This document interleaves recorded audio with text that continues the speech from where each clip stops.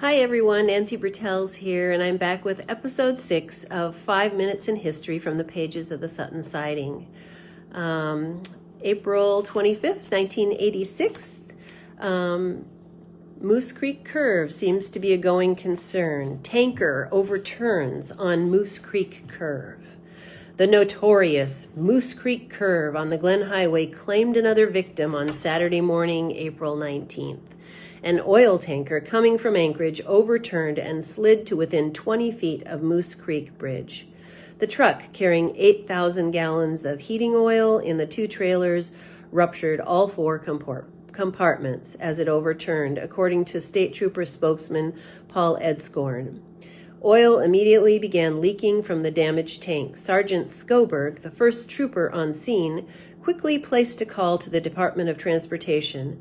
The DOT foreman on duty, Jim Byers, contacted his supervisor, John Jensen, and a DOT loader was authorized and quickly dispatched to the accident scene. According to DEC spokesman Joe LeBeau, it was the quick thinking of Sergeant Schoberg and the immediate response of DOT that prevented the spill from being a total disaster. By the time he arrived on the scene, in less than an hour, the loader was already in place, constructing a dam to prevent the oil from further contamination of the creek. DEC, in turn, contacted the Quality Environmental Protection Agency, who dispatched a vacuum truck to clean up the oil. The vacuum truck, with a 3,200-gallon capacity, was filled twice with the oil-water spillage, the first truckload containing around 75 or 80% oil. Most of the fuel oil was spilled on the embankment of Moose Creek, although some was actually dumped into the creek itself.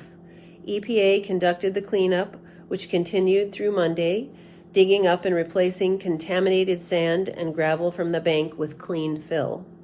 Joe LeBeau of the DEC that says so far cleanup costs have run close to $20,000. DEC will continue to monitor the stream all summer along with Fish and Game Management.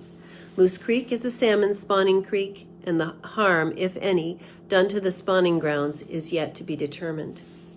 The first rain in the area will indicate if seepage is continuing to pollute the creek. The tanker that overturned was leased from Progressive Transport from Mammoth, Alaska, Inc., who owned the tractor, and from Bishop Trucking, who owned the trailers.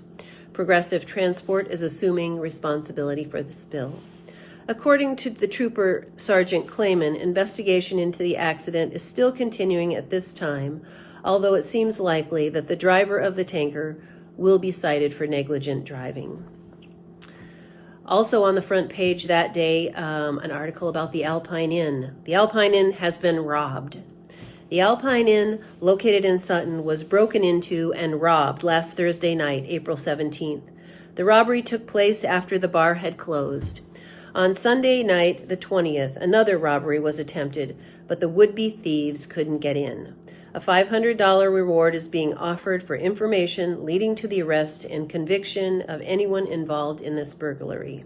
If you have any information, please contact the bar. The Alpine Inn is now under new ownership. Larry and Sally Weiland, who have owned the bar for many years, recently sold it to Jim Pasenik.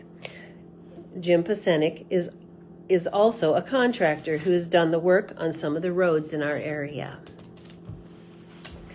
Lots of news that day. Also on the front page, runners take your mark. To all friends, relatives, and acquaintances of Sutton school children.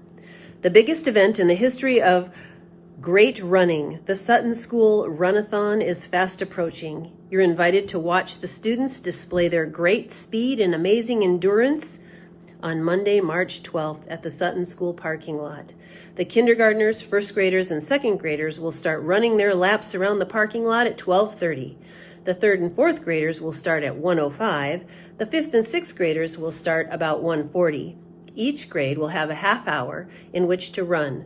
The students have been practicing, so be ready to clap and cheer yourself blue in the face. In another week, you'll find students asking you to sponsor them for the runathon. Those of you who can't say no to anyone will find yourself broke, but this happens every May, and we seem to survive.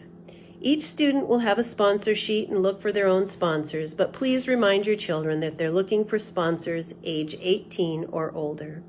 The money earned by the runners goes to the Sutton PTO funds to purchase some band instruments, computer equipment, or small expendable playground equipment.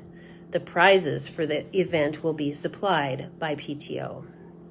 Keep your eyes open. You may see some teachers running at the end of the run-a-thon. Call Sutton School if you're interested in participating yourself. It could be fun or downright exhausting. Either way, be sure and save the afternoon of May 12th and come and watch the Sutton Run-a-thon.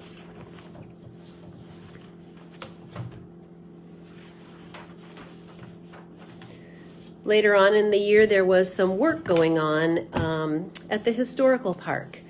The article is entitled "Caution, Site Under Construction." This is an open letter to the community members of Sutton, in particular to those families who live within the vicinity of the Alpine Heritage and Cultural Center, the O'Neill Place. Beginning within the next week or so and continuing on through the summer, there will be a number of construction projects undertaken at the park. The Federal Abandoned Mining Lands Reclamation Program has contracted with the American Builders of Eagle River to do work on the ruins of the Sutton Coal Washery. This work will consist of mitigating the safety hazards that currently exist there, cutting protruding sill bolts, filling in depressions and holes, and other similar work making the ruins safe for people to walk through and look at. American Builders will also be moving some of the old equipment from the abandoned mines up at Wishbone Hill down to the park site.